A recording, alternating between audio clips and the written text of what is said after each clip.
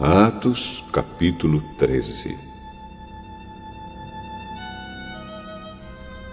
Na igreja de Antioquia havia os seguintes profetas e mestres: Barnabé, Simeão, chamado o Negro, Lúcio de Cirene, Manaém, que havia sido criado junto com o governador Herodes, e Saulo. Certa vez, quando eles estavam adorando o Senhor e jejuando, o Espírito Santo disse: Separem para mim Barnabé e Saulo, a fim de fazerem o trabalho para o qual eu os tenho chamado. Então eles jejuaram e oraram, e puseram as mãos sobre Barnabé e Saulo, e os enviaram na sua missão. Barnabé e Saulo, tendo sido enviados pelo Espírito Santo, foram até a cidade de Seleucia e dali embarcaram para a ilha de Chipre.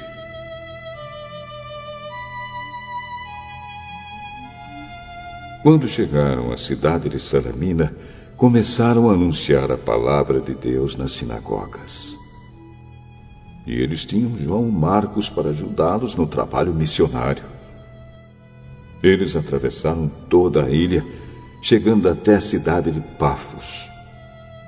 Ali encontraram um judeu que era mágico e falso profeta, chamado Bar-Jesus. Ele era amigo de Sérgio Paulo, o governador da ilha, que era um homem muito inteligente.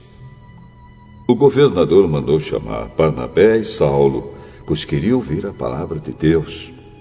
Mas o mágico Elimas, este é o nome dele em grego, era contra os apóstolos. Ele não queria que o governador aceitasse a fé cristã. Então Saulo, também conhecido como Paulo, cheio do Espírito Santo, olhou firmemente para Elimas e disse: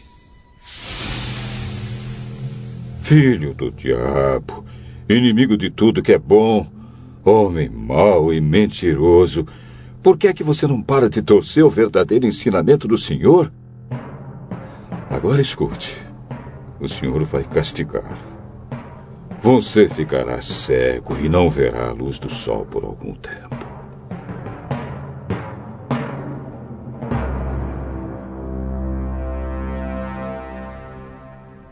No mesmo instante, Elimas sentiu uma nuvem escura cobrir os seus olhos e ele começou a se virar para todos os lados, procurando alguém que o guiasse pela mão.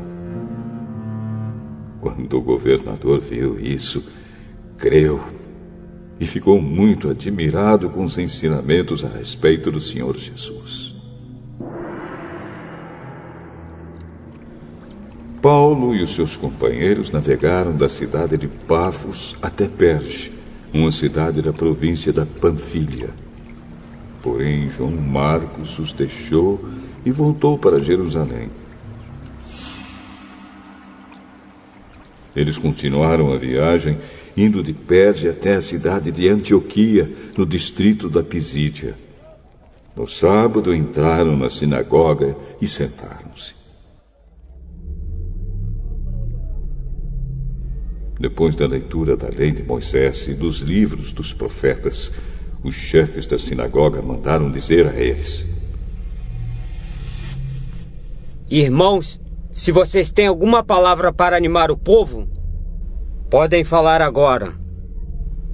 Então Paulo se levantou, fez um sinal com a mão, pedindo silêncio, e começou a dizer: Homens de Israel e todos vocês não-judeus que temem a Deus, escutem. O Deus do povo de Israel escolheu os nossos antepassados quando moravam na terra do Egito e fez deles um grande povo. Ele os tirou de lá com grande poder e no deserto aguentou aquela gente durante 40 anos. Ele destruiu 7 povos na terra de Canaã e o povo de Israel se tornou dono das terras deles. Tudo isso levou uns 450 anos. Depois disso, Deus lhes deu juízes até o tempo de Samuel. Quando o povo pediu um rei, ele lhes deu Saul, filho de Quis, da tribo de Benjamim, para ser rei deles durante 40 anos. Depois que tirou Saul, Deus pôs Davi como rei e disse isto a respeito dele: encontrei em Davi, filho de Jessé, o tipo de pessoa que eu quero e que vai fazer tudo o que eu desejo. Um dos descendentes de Davi foi Jesus, a quem Deus pôs como Salvador de Israel, como havia prometido. Antes da vinda de Jesus, João Batista anunciou sua mensagem a todo o povo de Israel, dizendo que eles deviam se arrepender e ser batizados. Mas, quando João estava terminando a sua missão, disse ao povo: quem é que vocês pensam que eu sou? Eu não sou aquele que vocês estão esperando. Mas escutem, ele vem depois de mim. Porém, eu não mereço a honra de tirar as sandálias dos pés dele.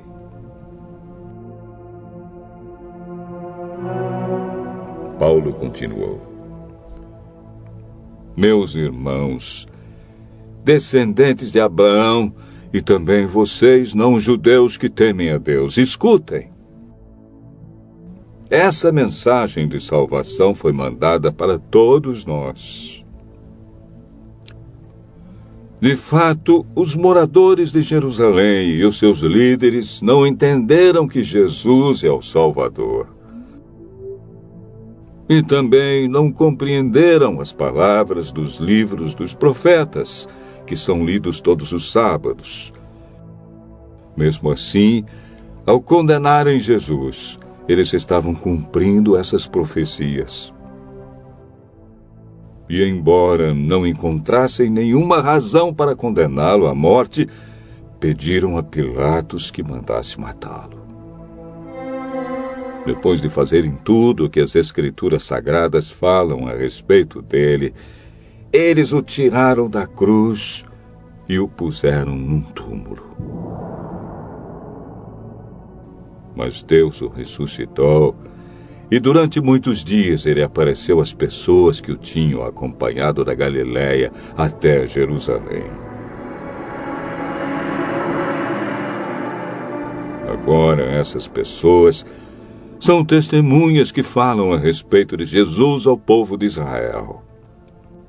E nós estamos aqui para trazer o Evangelho a vocês.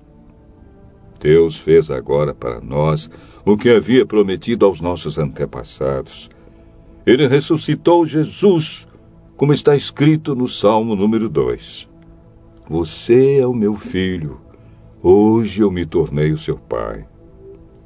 E foi isto que Deus disse a respeito da ressurreição de Jesus, afirmando que ele nunca seria destruído pela morte.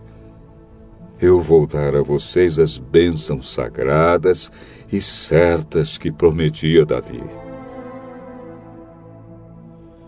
E em outra parte das Escrituras, lemos também: tu não deixarás que o teu dedicado servo apodreça na sepultura. E Paulo disse ainda: na verdade, Davi, no seu tempo, cumpriu os planos de Deus. Depois morreu, foi sepultado ao lado dos seus antepassados e apodreceu na sepultura.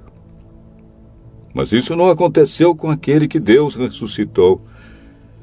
Meus irmãos, todos vocês precisam saber com certeza que é por meio de Jesus que a mensagem do perdão de pecados é anunciada a vocês.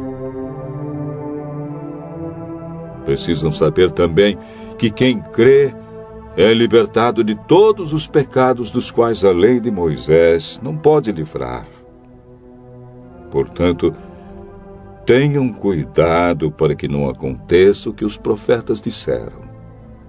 Prestem atenção, vocês que zombam de Deus.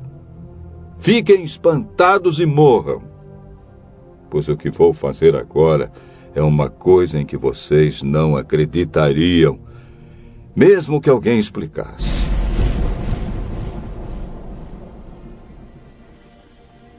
Quando Paulo e Barnabé estavam saindo da reunião, as pessoas pediram com insistência que eles voltassem no sábado seguinte, a fim de falarem sobre o mesmo assunto. Depois da reunião, muitos judeus e outras pessoas convertidas ao judaísmo acompanharam Paulo e Barnabé, que falavam com eles e animavam todos para que continuassem firmes na graça de Deus. No sábado seguinte, quase todos os moradores da cidade foram ouvir a palavra do Senhor. Quando os judeus viram aquela multidão, ficaram com muita inveja. Então começaram a dizer o contrário do que Paulo dizia e o insultaram. Porém, Paulo e Barnabé falaram com mais coragem ainda. Eles disseram: era necessário que a palavra de Deus fosse anunciada primeiro a vocês que são judeus. Mas, como vocês não querem aceitá-la e acham que não merecem receber a vida eterna, então agora nós vamos anunciar a palavra aos não-judeus. Pois esta é a ordem que o Senhor Deus deu a nós, o seu povo. Eu coloquei você como luz para os outros povos, a fim de que você leve a salvação ao mundo inteiro. Quando os não-judeus ouviram isso, ficaram muito alegres e começaram a dizer que a palavra do Senhor era boa. E creram todos os que tinham sido escolhidos para ter a vida eterna. A palavra do Senhor se espalhou por toda aquela região. Mas os judeus atiçaram as mulheres não judias da alta sociedade, convertidas ao judaísmo, e também os homens mais importantes da cidade.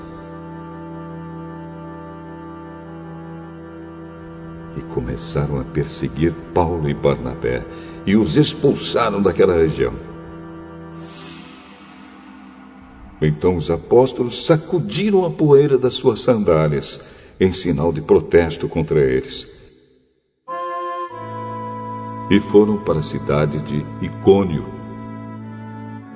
E os cristãos de Antioquia continuaram muito alegres e cheios do Espírito Santo.